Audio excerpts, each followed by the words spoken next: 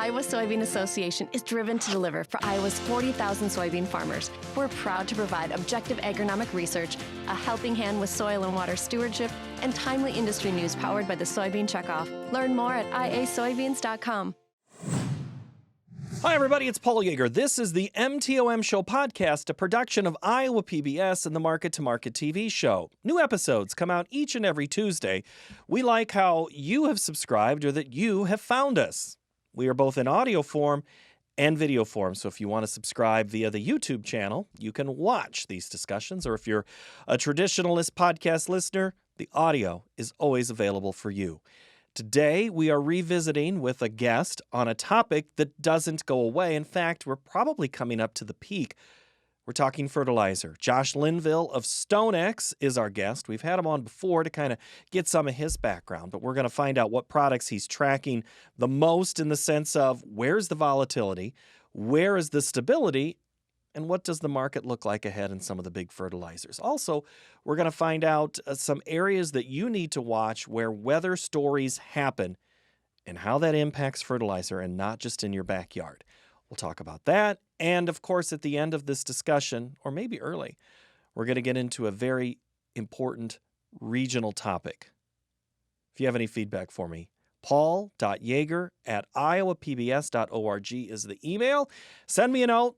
Tell me what you want to hear. Russ is always good about saying, hey, I like this, I don't like that. I also hear from Jeff. Thank you very much, you two, for your regular contributions. Join the discussion, and we might just read your comment here on the podcast. Now, let's get to Josh Linville and talk fertilizer. I guess the first way to say this is your job. I mean, COVID changed everybody's world. COVID didn't necessarily change your job, but the last 2 to 3 years have been off the charts, or am I being too general and too flippant about the world of fertilizer? No, you're being absolutely right. It's not only did we have to learn how to stay on top of things, talk more electronically rather than being next to each other, things like that. The fertilizer industry, for example, was going through an unprecedented amount of volatility, price hikes, things like that. I mean, I've got PowerPoints where my presentation, literally the first couple, are nothing more than just listing out all the black swan events that happened throughout the marketplace during that time. So, yeah, it was, you could say it was a little bit of a stressful time in the fertilizer industry. And when you say black swan events, that it almost is we've almost become desensitized to the phrase because so many things have happened. If you had to say just 3, Josh, that have been the biggest of the big in your world, in your seat, what have they been? I would say the leading one was the Russian invasion of Ukraine, which a lot of people sit there and say, oh, well, that must have really hurt Ukrainian fertilizer exports. And that's not the case because Ukraine is not a major exporter of fertilizer. What happened, it was a secondary event. Russia, upset with Europe, but first on the Nord Stream pipeline situation, and of course their support of Ukraine, stopped shipping natural gas to Europe. European Dutch TTF values started to skyrocket. All of a sudden then we had, the price of the input was so high, they could not make nitrogen fertilizer, and it disrupted global supplies. That to me is the single biggest event, just because it wasn't a direct fertilizer situation. It was one of those secondary events that had a major impact on the fertilizer markets. Second one is starting to see a lot of the governments during the height of the pricing around the world, governments stepping in and saying, you will not export. We saw it by multiple. The biggest impact on the world market was China. During the height of it, they sat there and said, listen, we produce a lot of phosphate, we produce a lot of urea. We're going to keep it home because that keeps enough for our own farmers and it keeps our prices down. To me, those are the 2 biggest single events that have happened over the last 2 years. By far not anywhere close to the big list. Like you had mentioned, there were so many of them. You just get to the point, it's like, okay, what's more unique than the black swan? You start looking for the next thing. I go back to a discussion we had on Market to Market, and I'm pretty sure it was October of 21. Matt Bennett sat there in the chair and said, before we aired, he goes, hey, I'm going to talk about fertilizer. I had a conversation with someone. And so I set him up and I said, Matt, what are you hearing about fertilizer? He says, you better be booking it now. And that was 21 was before the invasion of Russia. So what Was that all still tied to derecho at that point, or just still kind of a COVID tale? At that point, it was actually a little bit of fear that was starting to get ramped up. In a lot of the world marketplace, when you look back, global and here as well as the rest of the world, we topped out on most of our prices. It was early April 2022. So obviously, to his point, he was absolutely correct. October all the way through to April was this huge lead up, this huge rally in prices across the board. One of the major events was the fear of losing Russia exports. Like I said, Ukraine isn't a major exporter. Russia is. And what happened when they finally, for a while we sat there and speculated, will they invade? Will they not? Are they just jockeying for position? Well, then they actually invaded. Starbucks pulled companies out. McDonald's pulled companies out. When those two won't sell you coffee or hamburgers, you know you've done something really, really wrong. Banks around the world started to say, if you're doing business with Russia, we will not bankroll you. And so while the Ukrainian side wasn't as big of a deal from a strict fertilizer standpoint, Russia was, and we were very, very scared that we were going to lose Russian exports, phosphates, potash, nitrogen. Fortunately, we found out that wasn't the case. Russia continued to blow and go, but there was a period there when we truly thought we were going to lose one of the leading world exporters of all fertilizers. So now, Josh, we sit here and look at the market and say, okay, we still have Russia trying to invade Ukraine, still there. That issue hasn't gone away. China's having, whether it's an up or down economy, you pick what service you want to believe. And we've seen a relaxation in most of the fertilizer prices. Mm-hmm. Why? We have normalized a lot of the situations. To your point, the Russian stoppage of natural gas flows to Europe. At first, that was a major event. Oh my gosh, what are we going to do? We're going into winter. There's not enough supplies. We saw that Dutch TTF go from $4, $5, $6 in MMBTU to 103. Today, 15, 16 bucks. Are we back to absolute normal? Absolutely not, because the world is still messed up. But we're not back at that high end because we figured out normal. We figured out imports and exports and things like that. An open and free market finds a way eventually. There's always going to be a little bit of a scary period there where all of a sudden everybody's like, oh my gosh, I don't know what's going to happen. And fear generally drives prices higher. But as we start to figure it out, and that's what's happened around the world, we figured out, oh my gosh, we thought we were losing Russia. We didn't lose Russia. Oh my gosh, Europe will never turn their nitrogen production back on. About 75, 85% of their production is now online. So all these events that we're scared of, we figured out. But did we also use less product? To a certain extent, yes. High prices cure high prices. Demand always ends up having to say in the S&D, right? So yeah, there's a little bit of a scaling back, but ultimately, this seems as though it was more of a rationale of the new world, to me at least. Do you anticipate, or did you anticipate that price alone would reduce some of the demand on limited supply? Yes, at least on the phosphate and the potash side of the marketplaces. Now, nitrogen, when you start to look at it, is a very fixed rate, right? If you want to graze X number of bushels of corn, for example, you have to have a certain amount of nitrogen there. You can't scale back the nitrogen without hurting that overall yield potential. Now, phosphate, potash, you can mine that soil. You can reduce your application rate. You can, delay it. If you're a fall applicator, you can wait till winter. You can wait till spring. It's actually something I talked to my dad as we were going into that 21 period into 22 and beyond. I said, listen, we need to look at these a little bit differently. We need to look at changing practices if we can. So did the soil test, did those things. This last fall, I said, if we can wait, I know you like going in the fall, but if you can wait until winter, if you're comfortable with that, I think there'll be a better situation. Luckily, it played out, and Christmas was a little bit easier this year. Well, I know you're not totally in the business of, I guess, answering the question you just did there at the family discussion, but did you get the sense people were locking in or not locking in prices like they used to? Had they changed habits?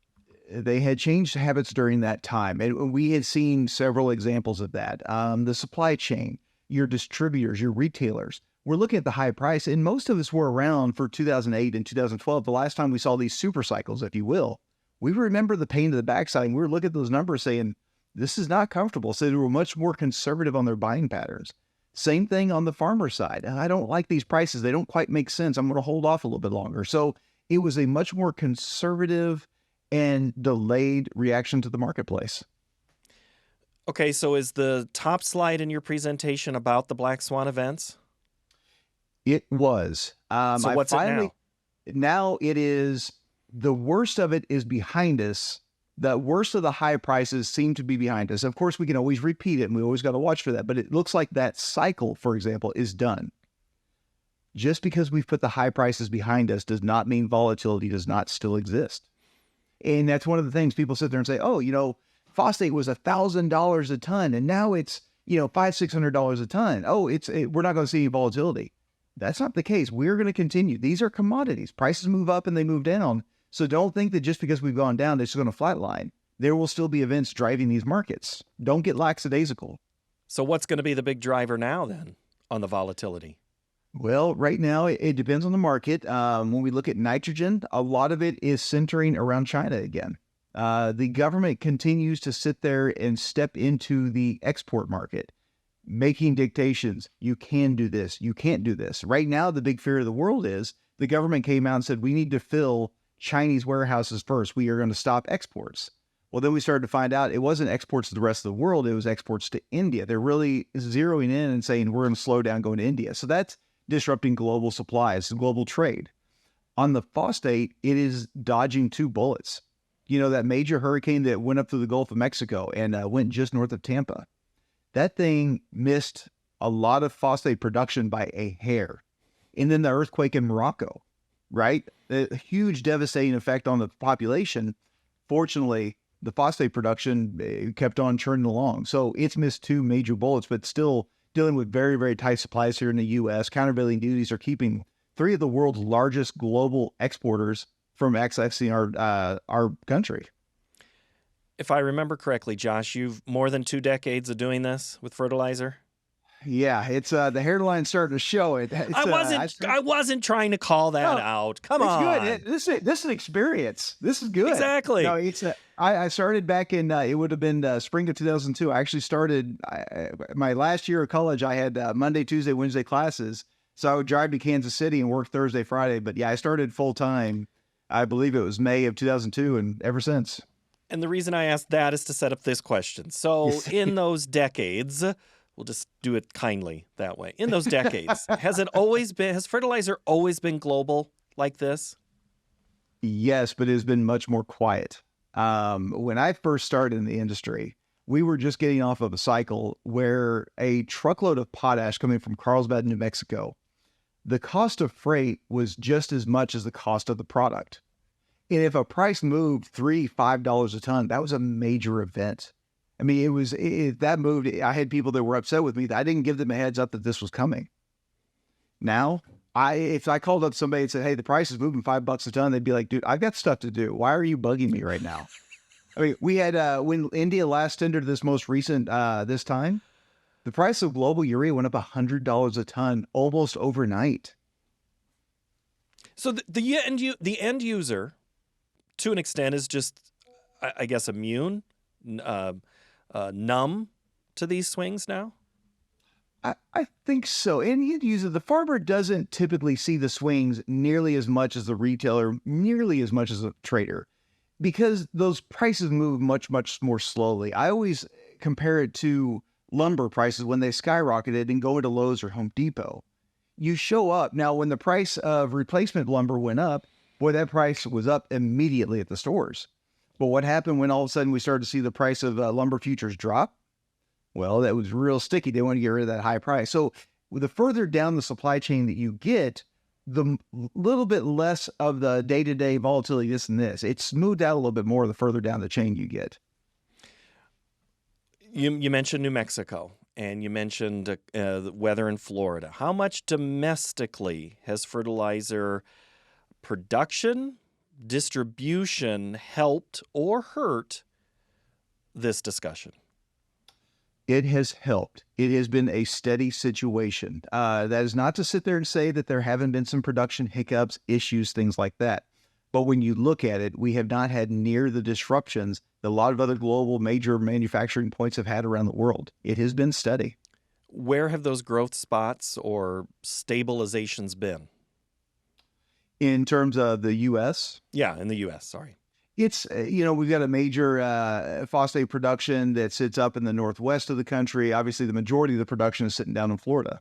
Both of those just continue to churn lives as if there's no issues. Nitrogen plants throughout the Midwest continue to roll along. Now, there are, plant downtime to make repairs. It's a very high temperature, high stress situation on the equipment, so they have to make repairs. But for the most part, given the margins that they're making, they're running as hard as they possibly can without actually breaking the equipment. We are recording this, and I would call it the middle of hurricane season. We're approaching some pretty tough times ahead. Is that still a major volatility causer? It is I liken it, I always like to say, it is a low probability, high impact situation. And the reason for that is you've got two major points that I watch when it comes to hurricanes, and they're both in the Gulf of Mexico. Number one is the one that we just missed, that hurricane that went just north of Tampa Bay. Now, I wasn't overly concerned in terms of damage to the facility and things like that. It's Florida. They know how to build equipment and build facilities with high wind and rains and things like that in mind. My big fear was that hurricane pushed right up into the bay, it would disrupt those channels and they have to go do a bunch of work to dredge them out, and you wouldn't be able to move product for a while, and you'd see a couple week disruption from that point.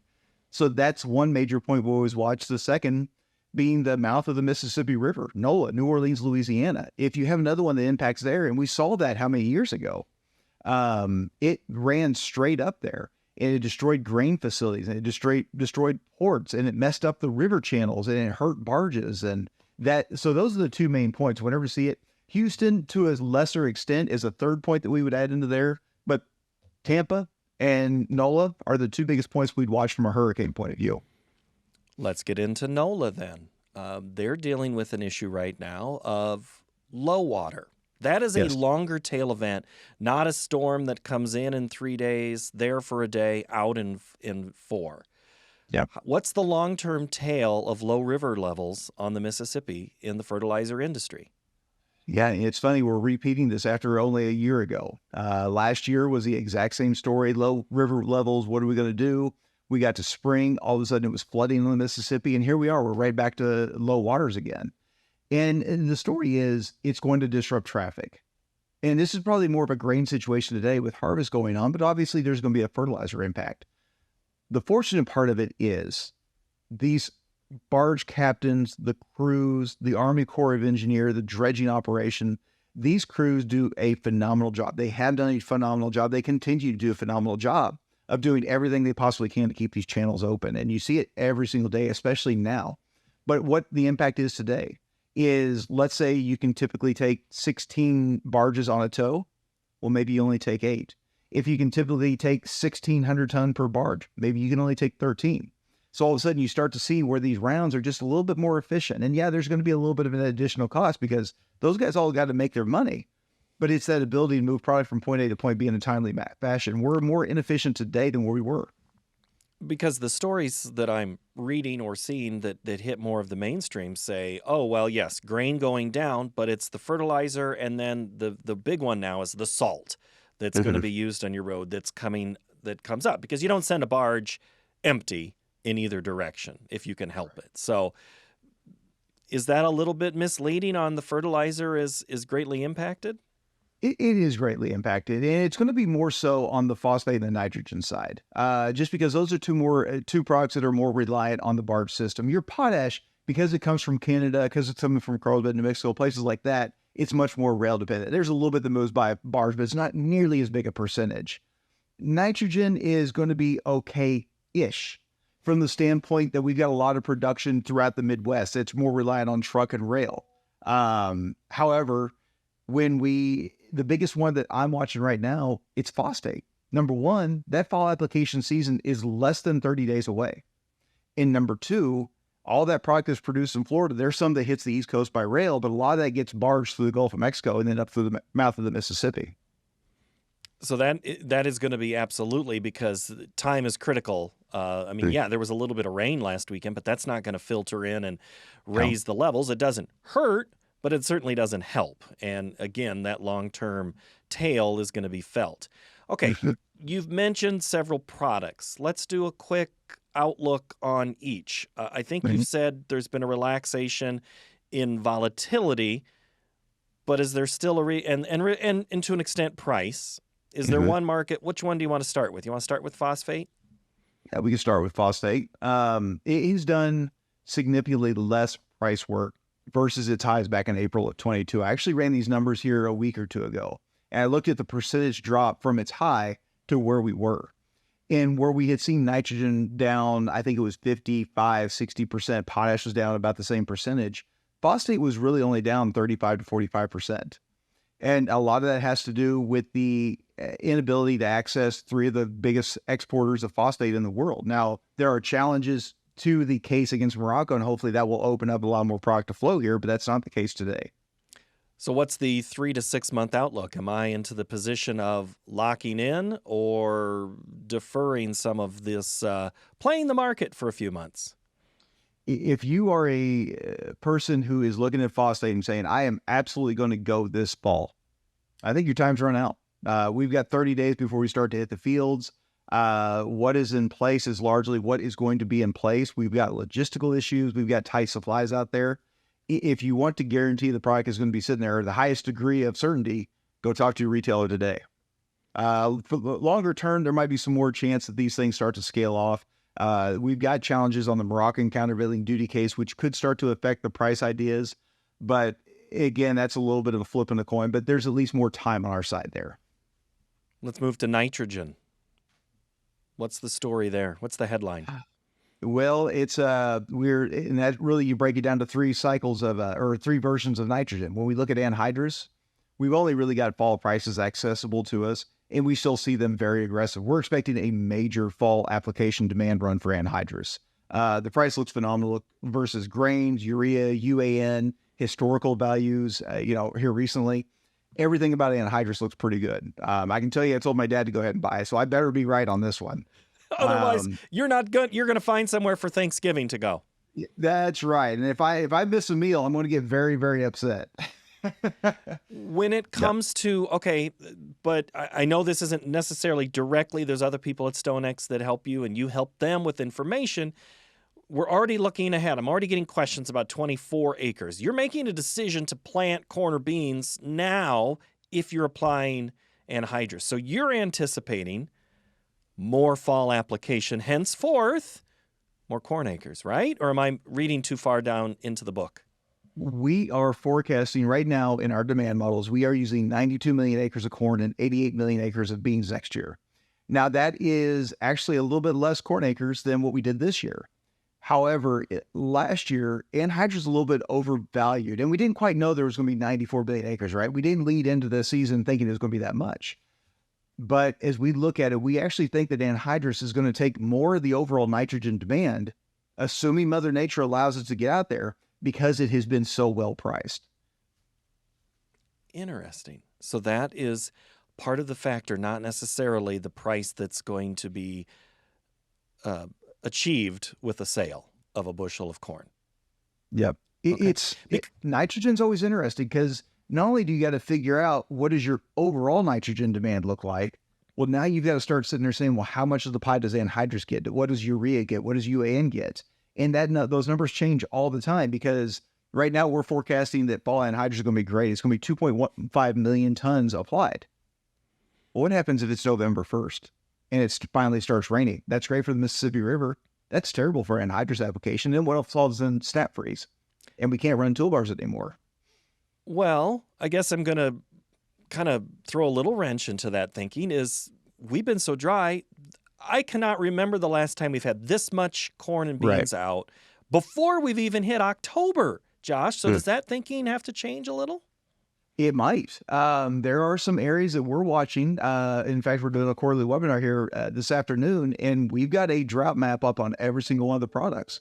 Anhydrous, that's a very, very big deal because I'm talking about what if it's too wet? What if it's too cold?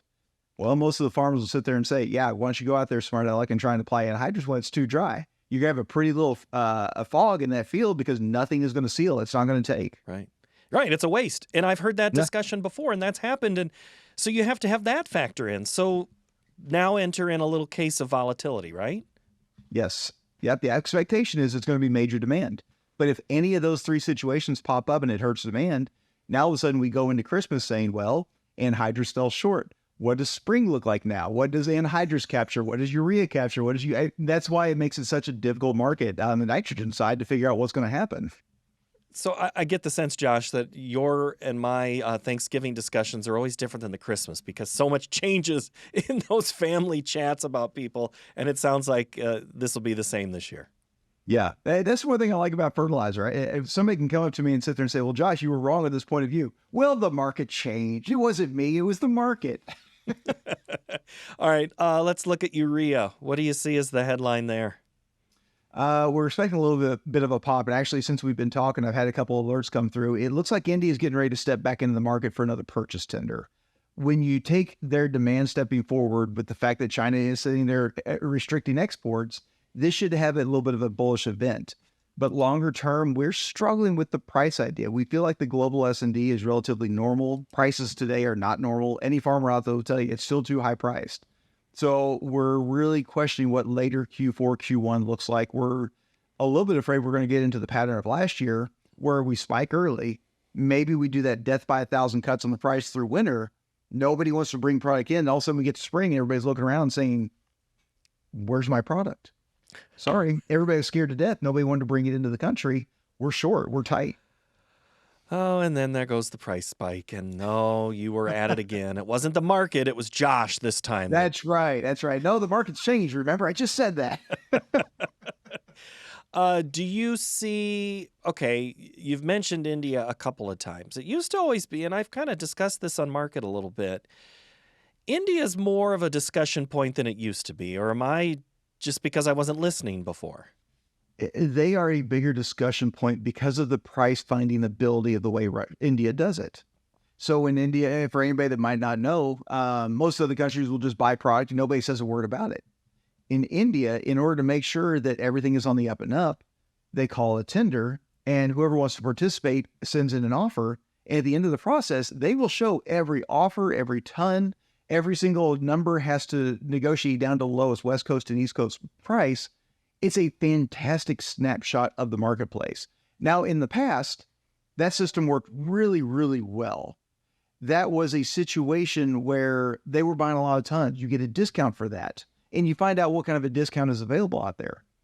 Well, today, that system is actually working against them. When they're out there buying 1 million ton, the world is much more of a tight S&D. So now all of a sudden you see prices rally. So it's a little bit of a, how much will the price react to it? And then at the end, what are the actual prices? Who's willing to undercut the market to make sure they get to sell? So it's a great, open and honest way of finding out where's the market right this second. It's a new starting point. Are you saying that not all markets are that way? It might come as a shock, but yes. Sorry, that was too easy. Okay. Hey, you're just saying what we all think. Right. That's what you're supposed to do. I'm not supposed to say that. Yeah. I'm supposed to set you up to say that, Josh. What do you see? What other fertilizer market should we be paying attention to? Phosphate's still got a lot of volatility in front of it. Phosphate's going to hinge a lot on the import-export situation. It's going to have an impact on what the demand looks like this fall. You know, like I said, we dodged a couple bullets globally. There's still some things we need to watch there. I don't think volatility is done for phosphate. Potash feels pretty good. We feel like the price has done a tremendous amount of work to drop. I think that the manufacturers did a great job with their summer fill programs. We've seen a little bit of appreciation, but nothing to the extent of what we've seen on phosphate nitrogens. Potash, actually, for me, is the one I feel the most comfortable about. I think it feels comfortable. I think we'll see a little bit of appreciation going into the fall, but that probably has more to do with logistics than it does the actual price. But potash is a very slow-moving, methodical beast. Sometimes can take months, years for a price cycle to complete. And right now, it's just kind of sitting sideways. I guess I'll ask one more weather question. When you see areas come out of drought that traditionally are in drought, I'm thinking of areas south of you and west of you that have emerged, and then the areas around me that are in drought and don't look anywhere close to emerging. Does that have any influence on what you do? Absolutely. And it's having the conversations with our clientele in those areas, it gets very difficult because put yourself, obviously a lot of folks are listening in from a farmer's perspective. It's hot, it's dry. What's your approach to it? I'm not putting anything on this ground. I'm not going to plant anything. If there's no moisture, it's stupid. I'm not going to spend the money. So your feedback to the retailer, I'm not going to buy. I'm not going to buy. I'm not going to buy. What happens when the first rain comes through? Well, I need to buy. Retailers sitting there saying, you sat there and said you weren't going to need anything. Every farmer in the area was saying, you weren't going to need anything. I wasn't going to take that price risk. So now all of a sudden, demand goes from 0 to 100 mile an hour in a matter of a couple hours when a rainstorm comes through. So and all of a sudden you start trying to figure out those regions. You can have an overall market that's falling through the floor. But if that region is sitting there desperate for whatever it can get its hands on, that number can actually start to rise. And those are the little opportunities or the risks that we look for. So in that sense, we're back to the discussion of where the hurricane goes versus where the Mississippi River goes. We're now a lot closer than what you initially would have thought. At least that's what I think you're trying to tell me. Yes. Okay. A couple of very important things to close with. Does Kansas beat Kansas State this year in football? No. No? I'm a Missouri guy. Ooh. I don't ever want Kansas to win a single football game. Well, but Mizzou and KU played this year, right? K-State. Missouri. Oh, it was K-State? That's right. Listen, That's it. we're okay with K-State. We don't like K-State. K-State doesn't like us, but we share the common interest of not liking KU. Okay. Fair enough. Fair enough. Everybody dislikes KU. And the last important question in your region is, did you see Taylor Swift somewhere this weekend? Anywhere? Did she come to the Missouri side? Did she come to the Kansas side? Supposedly she was in Lawrence. Is she touring around your neighborhood right now? The rumors were that she and Travis actually had dinner very close to our office. We sit next to a decent little area, and they supposedly rented out a restaurant very close to where we work. So if I'd actually spent some time in the office, I might have seen them. Maybe I want to go over and have a beer with them, but I missed out. Well, and now you miss out on actual work when I ask a ridiculous question. But that's why, Josh, it's fun to have these chats. Absolutely. Listen, next time they were reaching out saying, Josh, what's your thoughts on fertilizer? I was like, listen, Travis, Taylor, I've got things to do. Yeah, right. I could easily put in a line right now and just say, shake it off, but I won't. Josh Linville from StoneX, always good to chat. Thank you so much for the time. I appreciate it. Hey, thanks for having me on, bud. Thank you for watching this installment of the MTOM Show podcast. New episodes each and every Tuesday. We'll see you next time. Thank you.